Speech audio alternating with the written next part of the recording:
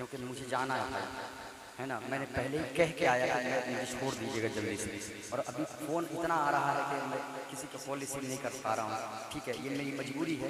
और आज की तारीख में बड़े बड़े शोरा बिजी रहते, हम जैसे तो नाकारा का पूछे ही नहीं, है ना। तो मैं एक मतलब एक शेर पढ़ने जाऊँ, सुनिएगा।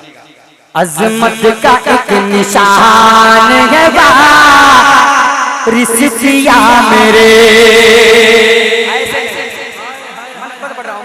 मुझे महसूस होना चाहिए।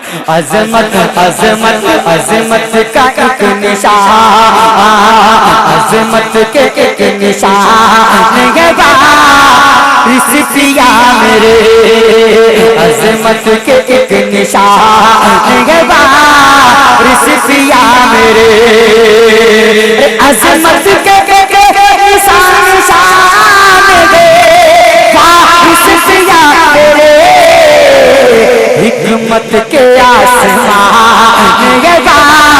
रिसिया मेरे, हिकमत के आसमान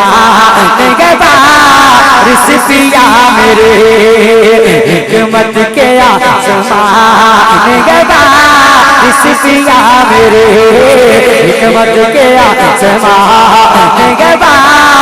रिसिया मेरे। दिल पे हमारे नक्श की हर एक अदा, दिल पे हमारे नाच गए के हर एक अदा, दिल पे हमारे नाच गए इनकी हर एक अदा, दिल पे हमारे नाच गए इनकी हर एक अदा।